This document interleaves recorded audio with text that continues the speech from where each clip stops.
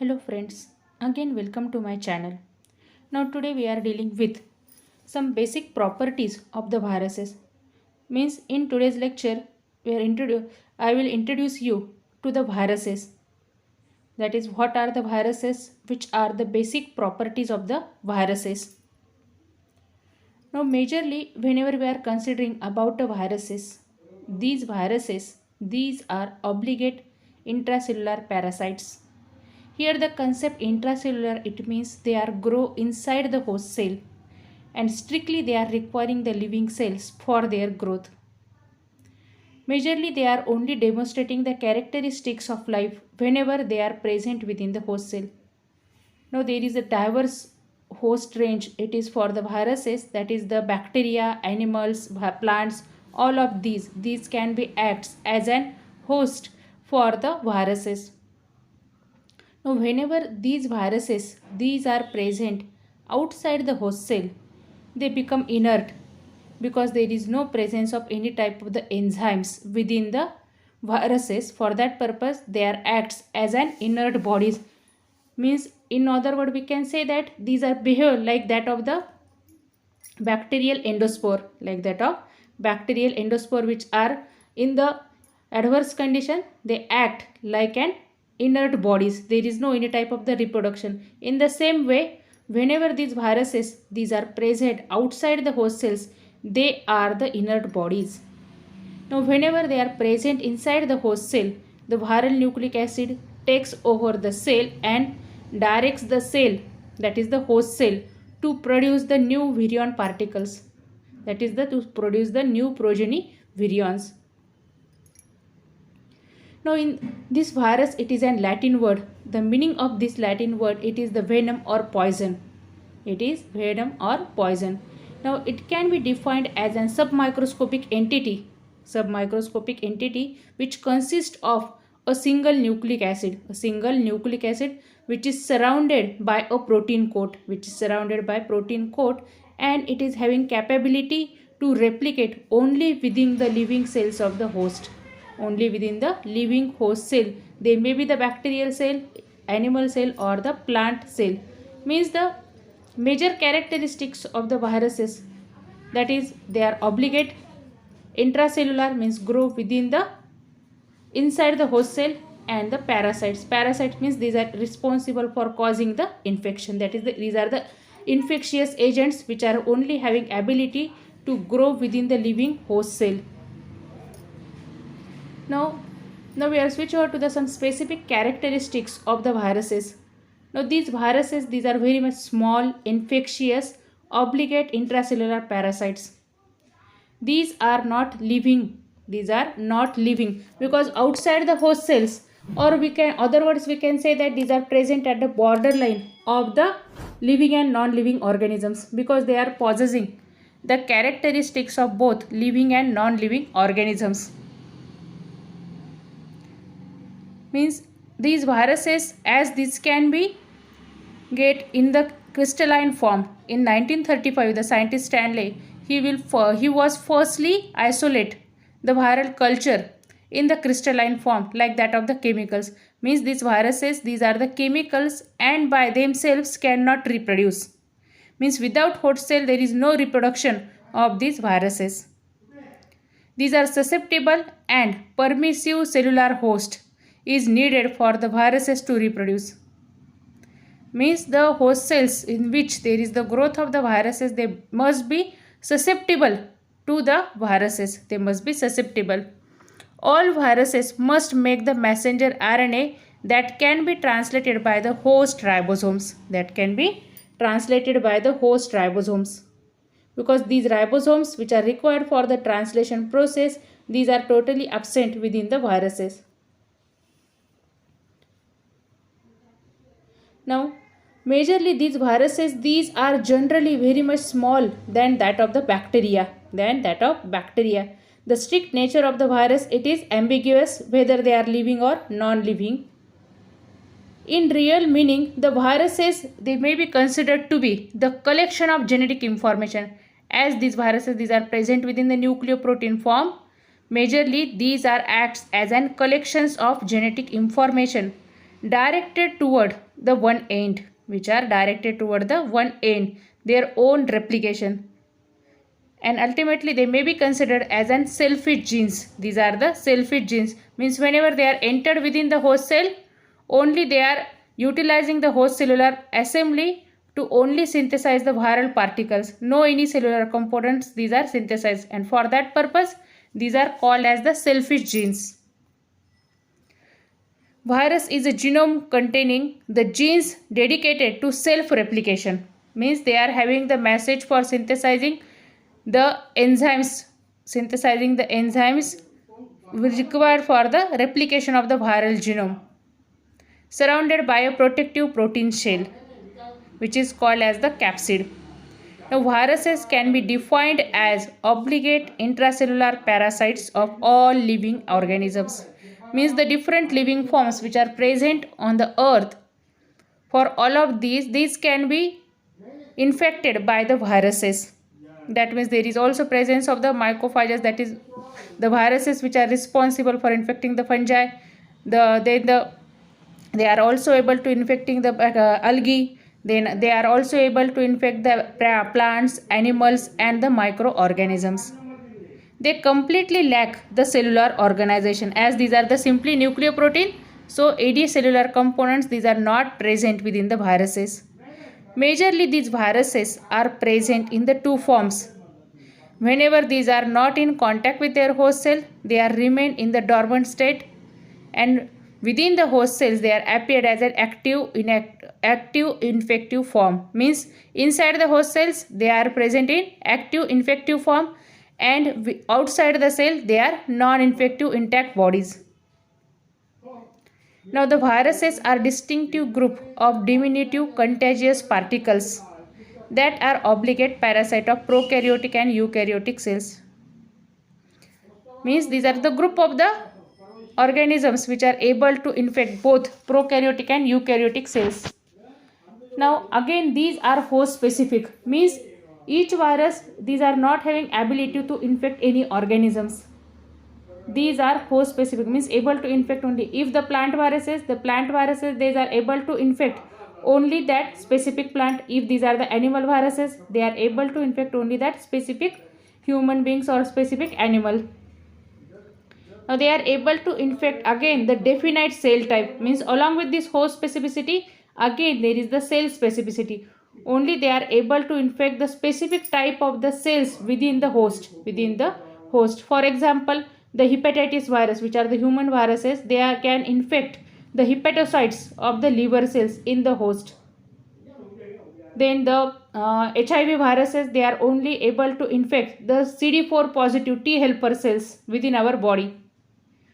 These viruses, do not exhibit the characteristics of life and completely acellular in nature.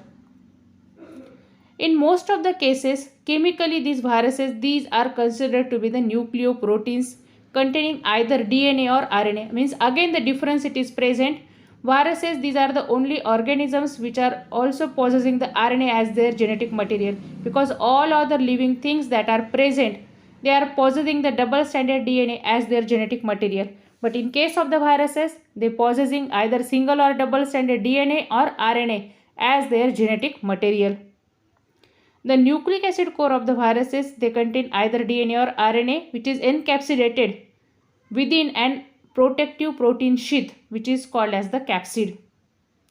In some of the viruses, again this capsid, it is surrounded by a lipid layer which is termed as an envelope. These viruses, these are called as the enveloped viruses. For example, the influenza virus and the HIV virus. The DNA or RNA which is found in the core of the virus, it may be single or double-stranded. Now complete virion particle or complete virus particle, it is called as a virion, means a nucleic acid with the protein sheath. It is called as a virion, which is present in the infective form. Now these viruses are released in the mature infectious form from the infected cell by destructing the host cell, by destruction of the host cell. Or in some cases, the viruses may be persist in the cells. The viruses may be persist in the cells which are leading to the slow progressive disease and the cancer. For example, the oncogenic virus, it is the hepatitis C virus.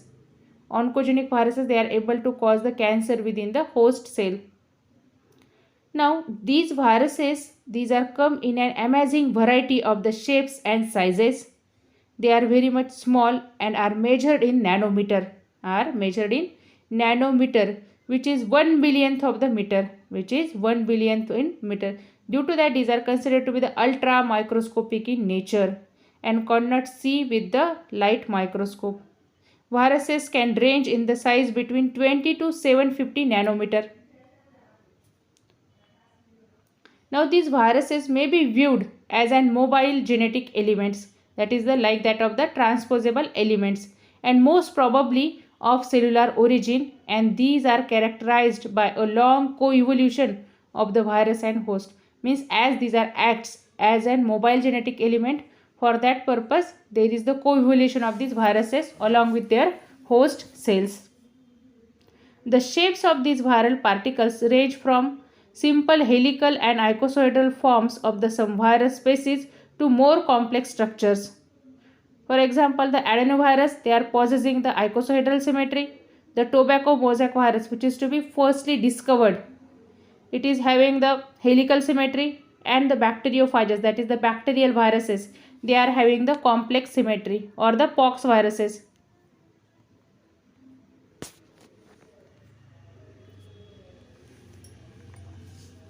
Now these viruses, these cannot be observed under the light microscope. For the observation of viruses or for the study of viruses, there is the use of the electron microscope. Means for the study the characteristics of the viruses, there is the use of electron microscope. In 1931, Noll and Ruska, they firstly discovered this electron microscope. Now we are discussing about another 3 infectious agents which are related with the viruses, or these are also called as the virus related agents. The first type, it is the viroids. As the viruses, these are the nucleoproteins, means nucleic acid which is surrounded by the protein sheath. These viroids are the smallest infectious pathogens.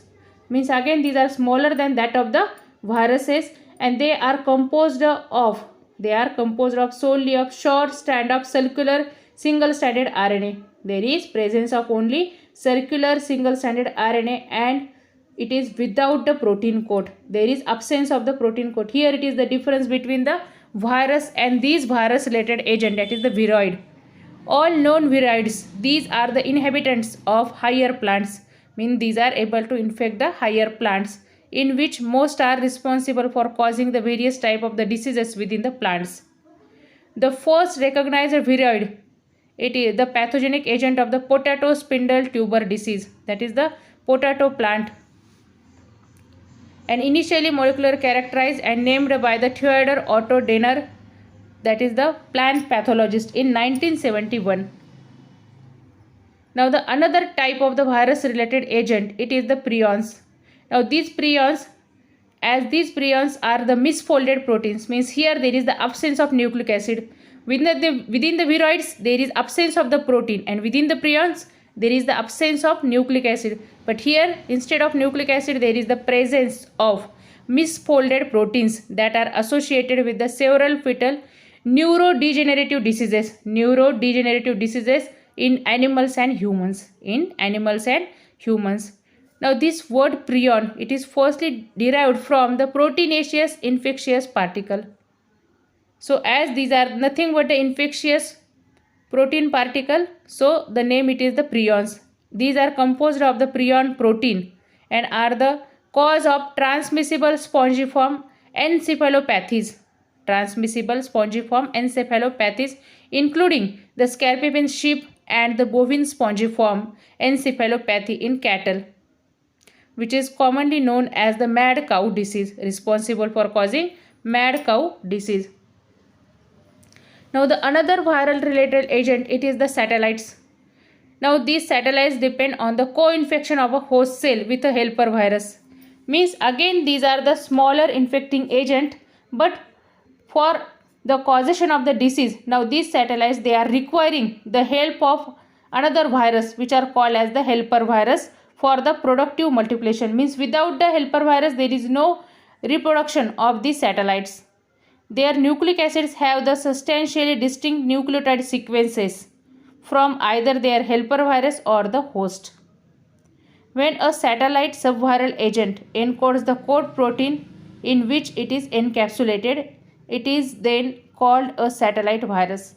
Means they are only encoding the code protein in which its genome is get encapsulated, but they are requiring the help of the another virus, that is the helper virus.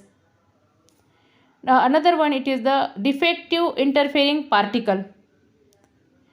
The defective interfering particle or viruses are spontaneously generated. These are spontaneously generated the virus mutants in which a critical portion of the particle's genome has been lost. Means in other words we can say that these are the mutants which are generated due to the insertion of the viral genome within the host genome, and these defective interfering particles, these are having the viral genome, but some major portion of this viral genome it is get lost, and due to that these are acts as an virus mutants. And due to means they may be lost this viral genome due to the defective replication or the non-homologous recombination. Non-homologous recombination, they can occur within nearly every class of both DNA and RNA viruses, including the poliovirus, SARS coronavirus, measles virus, alpha viruses, respiratory syncytial virus, and the influenza viruses. So all of these are the characteristics of the viruses through which you are introduced to the viruses. That is, what are the viruses, what are the specific type of the viruses, and which are the characteristics of these viruses. So if you like this video, please subscribe my channel and also share this video with your friends. Thank you.